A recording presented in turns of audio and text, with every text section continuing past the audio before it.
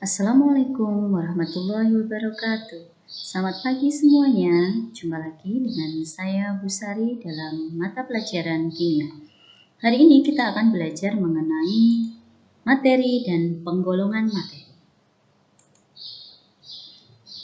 Sebelum kita bahas mengenai materi, kita akan membahas dulu apa itu sebenarnya ilmu kimia. Ilmu kimia adalah ilmu yang mempelajari tentang materi. Apanya materi yang akan kita pelajari? Sifat-sifatnya.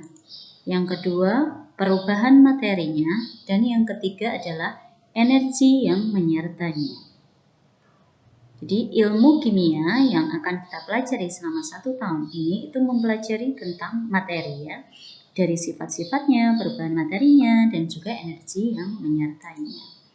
Oke, nah coba kalian perhatikan contoh-contoh materi berikut ini. Ada garam, air laut, gas LPG, emas. Nah, lalu apa toh yang dimaksud dengan materi itu? Dari tadi contoh-contohnya yang sudah Bu Sari berikan ya.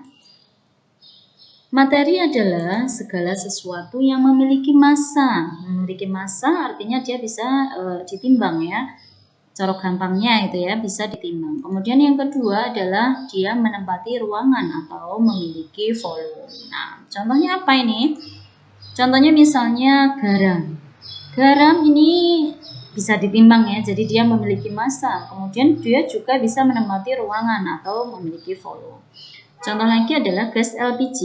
Gas LPG ini juga memiliki massa, bisa ditimbang ya. Misalnya gas LPG yang biasa kita pakai di rumah yang melon itu dia 3 kilo. Artinya 3 kilo itu isi gas yang ada di dalamnya, bukan beratnya, bukan masanya wadahnya gitu ya. Kemudian dia juga bisa menempati ruangan atau memiliki volume. Contoh lagi misalnya air laut. Air laut ini juga memiliki massa atau dia bisa ditimbang juga dan kemudian dia menempati ruangan. Itu adalah contoh-contoh dari materi.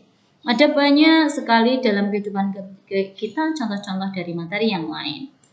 Oke, nah sekarang ini untuk memperjelas pemahaman kalian tentang materi, silakan kalian kerjakan soal berikut di buku tulis ya jawabannya.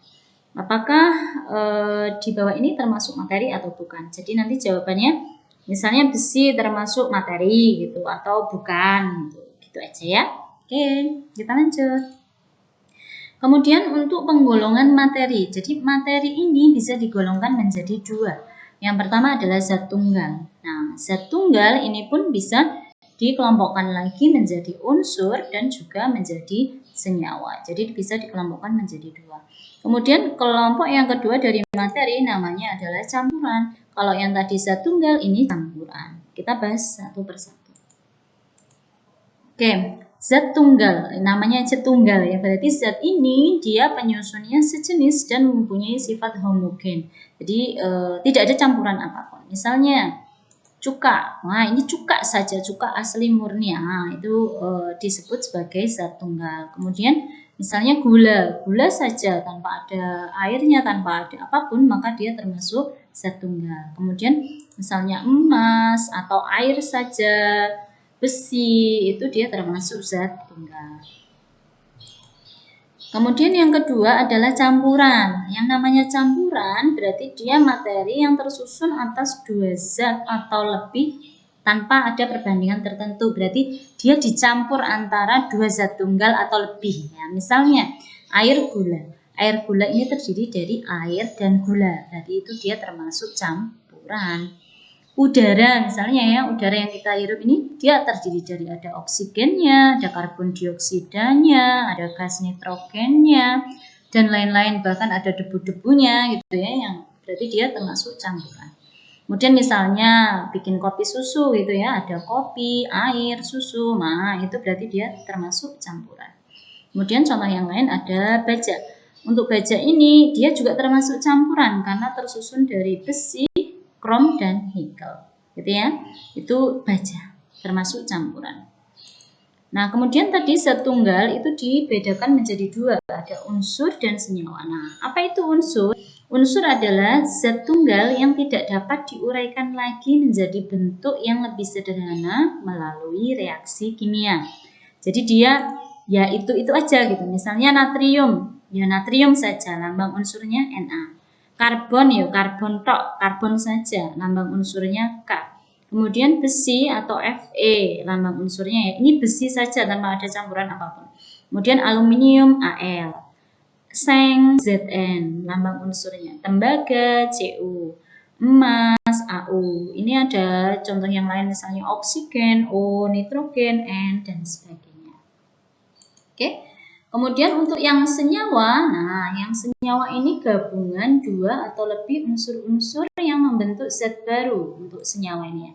Contohnya misalnya air. Air ini rumus kimianya H2O, berarti dia gabungan hidrogen dan oksigen, gitu ya.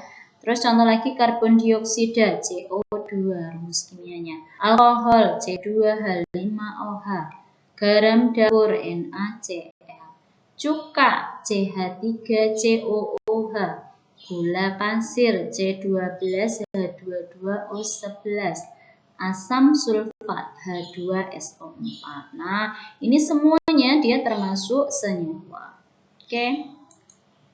Nah, ini untuk pemahaman kalian mengenai penggolongan materi, silakan kalian kerjakan 3 soal berikut ya. Tuliskan 20 contoh unsur dan lambang unsurnya. Ini selain yang tadi sudah Bu Sari contohkan ya, selain itu. Kemudian yang kedua, tuliskan 10 contoh senyawa dan rumus kimianya. Ini juga selain yang Bu Sari contohkan. Dan yang ketiga, tuliskan 5 contoh campuran dalam kehidupan. Oke, seperti itu. Cukup sekian untuk hari ini. Terima kasih. Mohon maaf apabila ada salah. Assalamualaikum warahmatullahi wabarakatuh.